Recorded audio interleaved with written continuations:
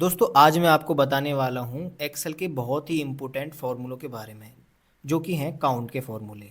इन फार्मूले का यूज़ हमें अपने इंटरव्यूज़ में काफ़ी जगह पर करना पड़ता है। यदि हम कहीं इंटरव्यू देने जाते हैं तो भी हमें काउंट के फार्मूलों के बारे में पूछा जाता है।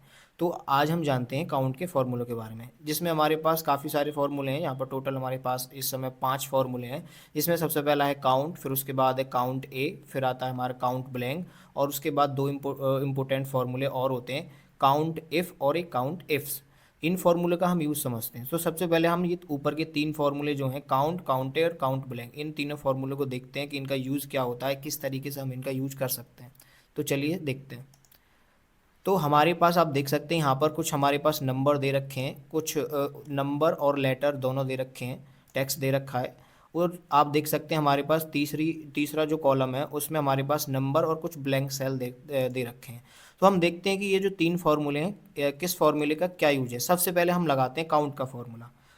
इक्वल लगाना है और टाइप करना है आपको काउंट। काउंट टाइप करने के बाद में आपको कीबोर्ड से टैब बटन प्रेस करना है। आप देख सकते हैं कि फार्मूले की जो लिस्ट है वो ओपन हो चुकी है। आपको यहाँ से जिस फार्मूले को यूज़ करना है उस फार्मूले पर जाना है और कीबोर्ड से टैब बटन को प्रेस करना है। इससे आपका फार्मूला स्टार्ट हो जाएगा। उसके बाद में हमें जिन भी नंबर्स को काउंट करना है या जिस भी टेक्स्ट को काउंट करना है या जिन सेलों को हमें काउंट करना है उनको सेलेक्ट करना है। आप माउस की सहायता से उनको सेलेक्ट कर सकते हैं।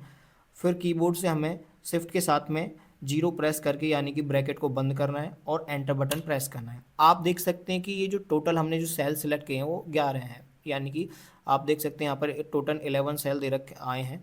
अब हम क्या करेंगे, इस फॉर्मूले को हम ड्रैग कर देंगे। ड्रैग करने के बाद देखेंगे कि यहाँ पर टोटल अब 6 सेल दिखा रहा है, पर लेकिन हमारे तो सभी सेल भरे हुए हैं, उनको उसने काउंट नहीं किया है। आप देख सकते हैं यहाँ पर टोटल 8 सेल आ रहे हैं, यानी कि ब्लैंक सेल्स को काउंट नहीं करता है। अब मैं आपको बता दूं जो काउंट का फॉर्मूला होता है वो सिर्फ नंबर सेल जो होते हैं उनको काउंट करने के लिए होता है, यानी कि जिन सेल्स में हमारे पास नंबर वैल्यूज़ होती हैं सिर्फ उनको काउंट करने के लिए हम काउंट के फॉर्मूले का यूज़ करते हैं। यदि हमें नंबर और टेक्स्ट दोनों को यूज़ करना है, यानी कि दोनों को काउंट करना है, नंबर और टेक्स्ट को काउंट करना है, तो उसके लिए हम यूज़ करते हैं काउंट ए फॉर्मूला। उसके लिए हम सबसे पहले इक्वल लगाएंगे और कीबोर्ड से टाइप करेंगे काउंट ए, और टैब बटन को प्रेस करके हम अपने फॉर्मूले को स्टार्ट कर लेंगे। उसके बाद में जिन नंबर्स को या सेल्स को हमें काउंट करना है उनको सिलेक्ट करना है और ब्रैकेट बंद करके एंटर बटन प्रेस करना है। आप देख सकते हैं यहाँ पर भी इसका आंसर 11 आया है। उसके बाद में हम इस फॉर्मूले को ड्रैग कर कर देखते हैं कि इसके क्या रिजल्ट्स आते हैं आगे। आप देख सकते हैं यहाँ पर भी 11 आया है। इसका मतलब काउंट ए का जो फॉर्मूला है वो हमारे टेक्स्ट और नंबर वैल्यू दोनों को काउंट करता है। और आप देख सकते हैं फिर हमने आगे भी ड्रैग किया था, तो जो काउंट ए का फॉर्मूला है वो ब्लैंक सेल्स को काउंट नहीं करता है। यानी कि हमने जो डेटा है ये इसमें से ही तो सिलेक्ट किया, सभी सेल्स को बराबर सिलेक्ट किया है। और ये जो काउंट ए का फॉर्मूला है उसने भी ब्लैंक सेल्स को सिलेक्ट नहीं किया है, काउंट किया है। और जो काउंट का फॉर्मूला है उसने भी ब्लैंक सेल को काउंट नहीं किया है। अब देखते हैं काउंट ब्लैंक सेल क्या करता है। इस फॉर्मूले का यूज़ हम ब्लैंक सेल्स को काउंट करने के लिए करते हैं। हम जितना भी डेटा सेलेक्ट करेंगे अगर उसमें ब्लैंक सेल दे रखे हैं तो उसके लिए हम काउंट ब्लैंक सेल फॉर्मूले का यूज़ करेंगे। तो सबसे पहले तो काउंट ब्लैंक फार्मूले को लगाने के लिए हमें कीबोर्ड से इक्वल प्रेस करके टाइप करना है काउंट ब्लैंक। अब हमें काउंट ब्लैंक का फॉर्मूला लगाना है तो डाउन एरो प्रेस करके हम काउंट ब्लैंक वाले फॉर्मूले पर जाएंगे और कीबोर्ड से टैब बटन प्रेस करेंगे। उसके बाद में हमसे ये पूछता है रेंज।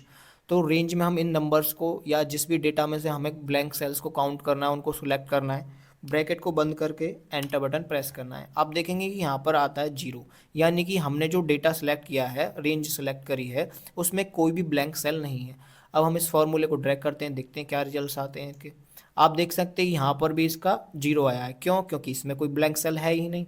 आप देख सकते हैं यहाँ पर 3 ब्लैंक सेल दिखा रहा है, यानी कि ये जो हमने डेटा सेलेक्ट किया था इसमें टोटल 3 ब्लैंक सेल आते हैं।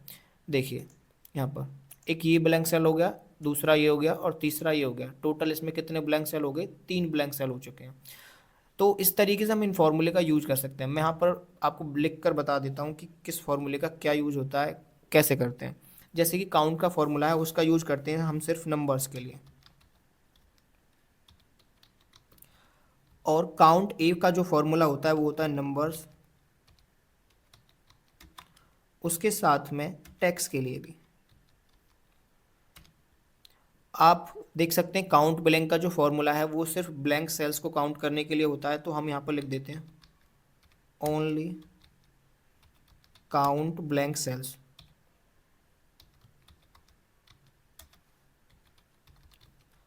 यानी कि जो हमारा काउंट का फॉर्मूला है वो सिर्फ नंबर्स को काउंट करता है, काउंट ए का फॉर्मूला नंबर और टेक्स्ट दोनों को काउंट करता है, और काउंट ब्लैंक का फॉर्मूला सिर्फ हमारे ब्लैंक्स जो सेल जो होते हैं उनको ही काउंट करता है। अब मैं आपको बताता हूँ कि इसका